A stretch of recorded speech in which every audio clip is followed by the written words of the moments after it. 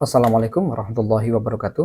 Halo teman-teman semuanya, jumpa lagi di channel NLP Spiritual Motivasi.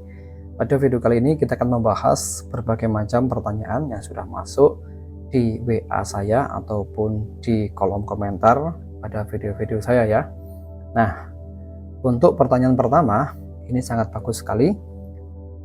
Gimana Kak caranya memprogram air minum untuk kesehatan dan kemakmuran? Apakah bisa ya? Tolong guys dibahas, hitung-hitung buat masyarakat Indonesia biar ada solusi bangkit dari kemiskinan. Terima kasih. Oke, sebetulnya pada video sebelumnya saya sudah membahas ini, bagaimana cara memprogram air ya. Tapi hal itu untuk kesehatan saja.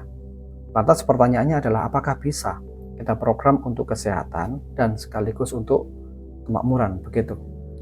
Nah, sesungguhnya adalah bisa. Ini bisa kita lakukan kalau kita punya niat yang kuat dan perhatian yang betul-betul terfokus pada air yang kita program tersebut. Nah, kita program di sini itu artinya kita sesungguhnya sedang berdoa ya. Ini saya luruskan terlebih dahulu supaya nanti tidak ada orang yang salah paham bahwasanya teknik semacam ini itu bertentangan dengan agama. Ya, khususnya mungkin agama Islam ya. Nah, saya pribadi juga seorang muslim ya. Bahkan saya juga mengajar agama Islam di sekolah swasta. Jadi saya kalau berpikir ini bertentangan dengan agama, tentunya saya nggak akan mau melakukannya, atau bahkan saya nggak akan share kepada teman-teman ya. Nah, intinya adalah begini, kalau kita mau memprogram air untuk kesehatan ataupun untuk kemakmuran, kuncinya yang pertama adalah kita harus fokus terlebih dahulu ya, fokus. Kemudian apa yang kita afirmasikan atau apa yang kita doakan itu harus tidak ada penolakan di dalam diri kita. Artinya apa? Diri kita itu yang merasa yakin gitu loh. Artinya dalam hati atau dalam pikiran kita tidak ada yang menolak dengan apa yang kita afirmasikan, dengan apa yang kita doakan itu. Contoh begini ya, semisal Anda mengambil segelas air putih, kemudian Anda doakan, aku niatkan air ini menjadi air penyembuhan untuk penyakit saya, begitu. Lantas dalam hati Anda ada penolakan, misalkan ada suara seperti ini, ya nggak mungkin namanya air kok untuk kesembuhan, namanya berobat ya harus ke dokter. Nah, ada suara semacam itu, namanya penolakan, maka nggak sinkron, nggak selaras antara apa yang Anda afirmasikan dengan isi hati Anda. Nah, ini harus disinkronkan terlebih dahulu. Nah, bagaimana cara mensinkronkannya? Yaitu Anda harus betul-betul memahami bahwasanya air itu bisa diprogram ya. Anda harus paham betul bahwasanya air itu bisa didoakan dan merespon semua doa yang kita panjatkan kepada Allah, begitu. Nah, dengan cara demikian maka nantinya Anda akan menyadari bahwasanya hal ini bisa kita lakukan. Tidak hanya dengan obat dari dokter ataupun obat-obat herbal yang lain ya, tidak ya. Tetapi kita bisa mensupport hal ini dengan media air yang kita doakan atau kita program dengan sebuah afirmasi. Ini sifatnya membantu penyembuhan ya, bukan mengobati, bukan menyembuhkan. Tetap saran saya, Anda ya berobat sewajarnya ya, misalnya ke dokter atau membeli obat-obatan herbal, kemudian ditunjang dengan metode air ini untuk penyembuhan diri Anda, begitu. Nah, saran saya, air yang digunakan adalah air yang banyak mengandung mineralnya. Misalnya, air zam-zam. Kalau Anda punya air zam-zam itu lebih bagus. Kenapa? Karena air zam-zam mengandung banyak mineral, ya. Bahkan ada sebuah hadis yang artinya itu kurang lebih begini. Air zam-zam itu kegunaannya tergantung niat dari orang yang meminumnya, gitu. Ya, tergantung niat dari orang yang meminumnya. Kalau niatnya itu untuk penyembuhan, itu bisa dilakukan. Kalau misalkan niatnya adalah untuk pelarisan dagangan, itu bisa dilakukan. Dan tergantung bagaimana niatnya si peminumnya itu. Itu ya. Nah, jadi ini saran saya, cari air zam-zam kalau bisa. Kalau tidak bisa, air apapun yang layak minum dan mengandung mineral. Ini efeknya jauh lebih bagus. Tapi misalkan gimana kalau tidak menemukan air mineral? Mudah saja, air putih, air yang Anda rebus atau air kemasan gitu bolehlah, terserah ya. Anda sediakan saja di gelas, kemudian Anda programkan dengan cara niat sebagai berikut. Aku meniatkan untuk memprogram air ini menjadi air penyembuhan untuk penyakit yang aku alami atau untuk sakit yang dialami oleh si titik-titik begitu. Anda ucapkan afirmasi itu berkali-kali sampai Anda merasa mantap. Nah, kuncinya adalah merasa mantap, ucapkan dengan jelas dan tegas, yakini sepenuh hati. Maka nanti Allah melalui mekanisme alam semesta akan mengkondisikan bahwasanya air yang Anda afirmasikan atau yang Anda doakan itu betul-betul menjadi air penyembuhan. Begitu ya. Lantas bagaimana caranya kalau kita gunakan untuk kemakmuran? Apakah bisa? Tentu juga bisa. Saya sudah praktek dan hasilnya itu betul-betul nyata. Ada peningkatan finansial, ada peningkatan ekonomi yang saya alami, begitu. Nah, bagaimana cara memprogramnya? Ini ilmu sangat mahal tentunya ya. Kalau Anda mencarinya mungkin di pelatihan-pelatihan yang harganya ratusan ribu sampai jutaan, tapi di sini akan saya berikan gratis. Dengan syarat apa? Dengan syarat Anda cukup membagikan video ini kepada teman-teman Anda dan juga subscribe, begitu. Itu aja yang saya mau, gitu. Saya nggak minta bayaran. Mungkin juga saya mendapatkan AdSense dari video ini, tapi itu nggak seberapa loh, ya. Nah, caranya adalah demikian.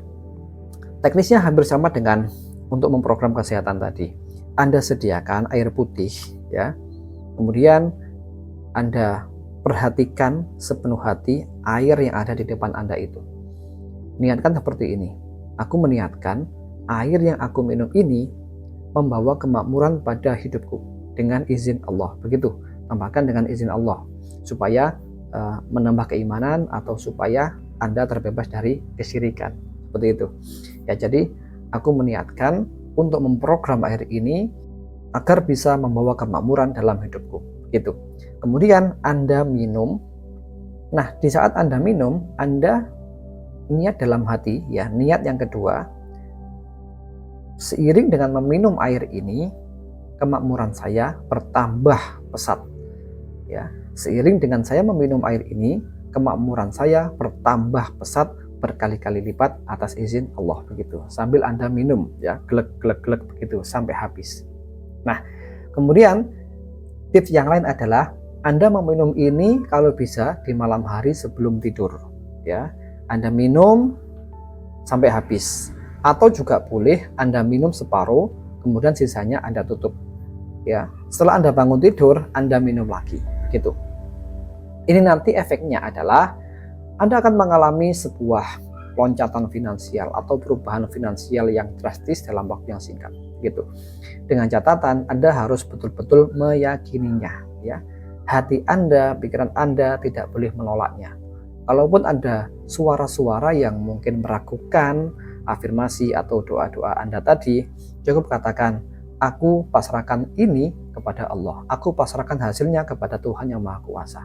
Aku lebih percaya kepada Tuhan, gitu, titik. Nah, oke ya. Jadi begitu caranya memprogram air supaya bisa dijadikan sebagai pengobatan ataupun untuk meningkatkan kemakmuran. Nah, untuk meningkatkan kemakmuran ini tentunya ya harus dibarengi dengan usaha, ya. Harus dibarengi dengan usaha, kerja yang profesional, yang baik, seperti yang Anda jalani saat ini apa? Yaitu ditunjang dengan minum air yang sudah Anda program sebagai kemakmuran tadi, oke ya.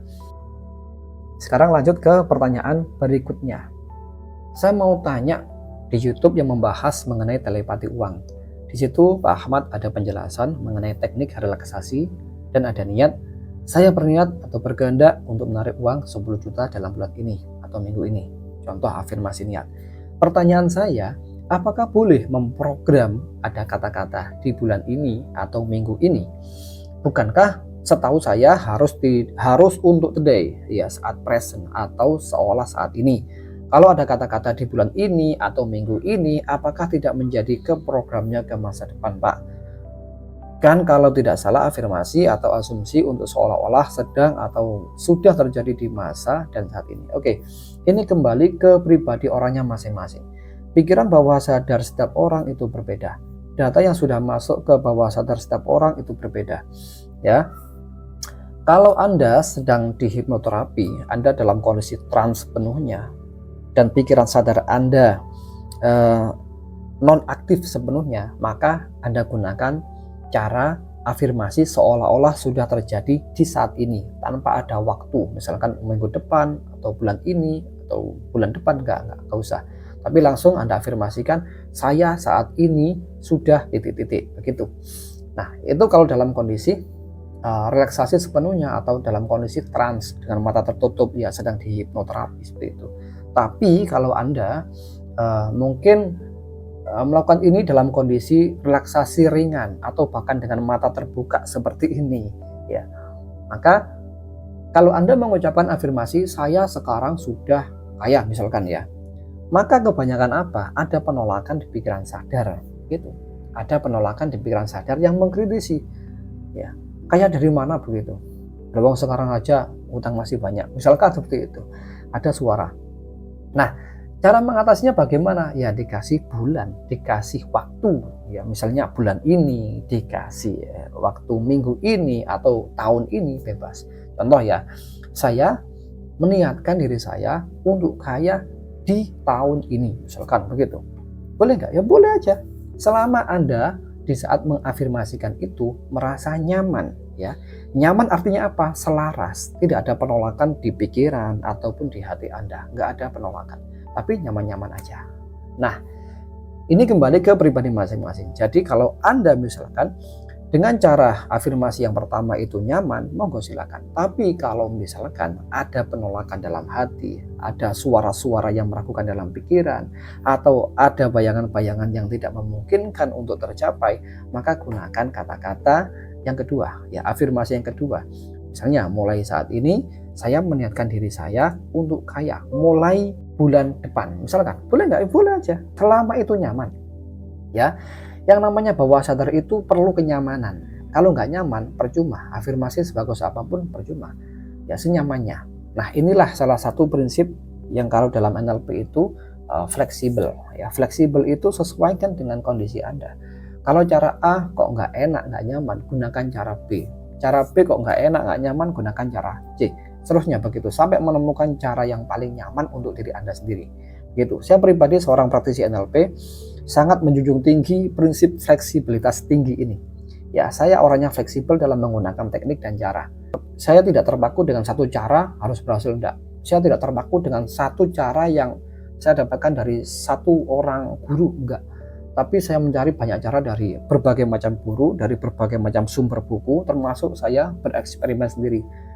Kalau misalkan saya memakai cara A dari buku ini misalkan, ya, kok nyaman saya lakukan, tapi kalau nggak nyaman saya ganti dari buku yang B.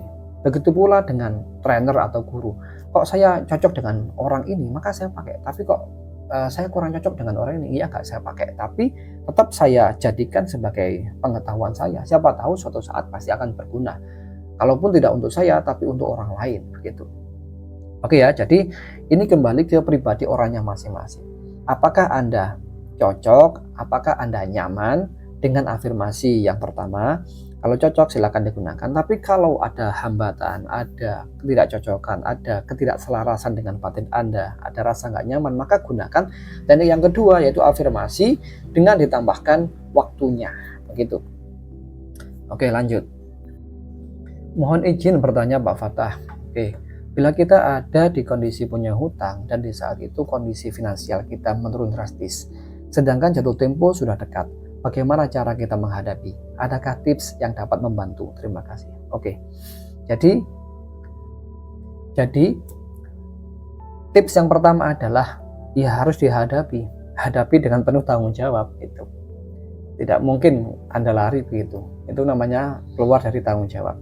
Nah, realitas saat ini yang terjadi itu sesungguhnya sesuai dengan tarikan Anda. Apa yang Anda alami saat ini itu sesungguhnya sudah sesuai dengan permintaan Anda secara bawah sadar.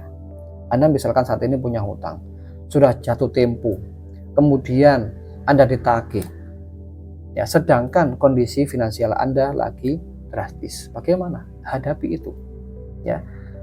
Yang pertama, hadapi. Yang kedua, afirmasikan dalam diri Anda bahwasanya meyakini bahwasanya hutang yang Anda miliki itu merupakan sebuah amanah, ya. Jangan gunakan kata hutang, tapi gunakan kata amanah. Kalau hutang ini kesannya menjadi beban, sedangkan kalau amanah ini kesannya menjadi sebuah sesuatu yang harus dipenuhi, sesuatu yang harus dilakukan ya, supaya menjadi kewajiban kita begitu. Jadi yang pertama, tanggung jawab terlebih dahulu, hadapi dengan sebaik mungkin sebisa Anda. Dan yang kedua adalah ubah kata hutang menjadi amanah ya. Saya punya amanah sebesar titik-titik untuk saya tempuhi di bulan ini atau di bulan depan gitu. Saya punya amanah sebesar 50 juta misalkan ya, untuk saya selesaikan di bulan Agustus misalkan seperti itu ya. Anda tulis saja di atas buku ya, tulis bahwasanya saya saat ini memiliki amanah sebesar titik-titik dan harus saya lunasi di bulan titik-titik, di tahun titik-titik begitu. Nah, Anda tulis seperti ini, Anda akan berkomitmen dengan diri Anda sendiri supaya bisa melunasi amanah-amanah yang Anda miliki begitu. Oke ya, kita lanjut. Gimana caranya menaikkan vibrasi jika kita merasa kesal, unek-unek di kepala banyak? Oke, yang pertama Anda harus berusaha untuk netral. Tentunya ini nggak mudah, tapi saya punya caranya supaya Anda bisa netral di saat ada banyak kekesalan, ada banyak unek-unek di kepala. Caranya adalah Anda harus melakukan teknik disosiasi ya. Teknik disosiasi ini saya dapatkan dari NLP ya, Neuro Linguistic Programming. Bagi teman-teman yang belum paham apa itu NLP, bisa membaca buku saya, Asyiknya Belajar NLP. Linknya ada di bawah. Nanti bisa Anda dapatkan kemudian dibaca gitu ya. Nah, apa itu teknik disosiasi? Yakni teknik kita mengamati kekesalan kita, kita mengamati diri kita sendiri, begitu. Diri kita yang lagi kesal itu kita amati sendiri. Caranya gimana? Mudah. Anda sediakan 2 kursi. Anda duduk di salah satu kursi, kemudian Anda niatkan untuk melepaskan bayangan diri Anda yang sedang kesal itu. Anda pindah secara fisik ke kursi satunya dan masih melihat bayangan di kursi satunya yang tadi itu, masih melihat diri Anda sedang kesal, sedang banyak masalah di kepala dan sebagainya. Anda amati saja gitu. Terus diamati ya. Amati diri Anda yang lagi sumpah, yang lagi banyak masalah, yang lagi kesal, yang lagi banyak unek-unek di kepala. Anda amati bagaimana diri Anda sedang bingung gitu. Nah, diri Anda yang mengamati ini harus betul-betul netral. Nah, terus jaraknya kursinya seberapa jauh? 1 meter kira-kira ya. Kemudian kalau Anda masih belum netral atau masih belum bisa terdisosiasi dengan bayangan Anda, cobalah Anda berdiri kemudian melangkah mundur 1 langkah gitu.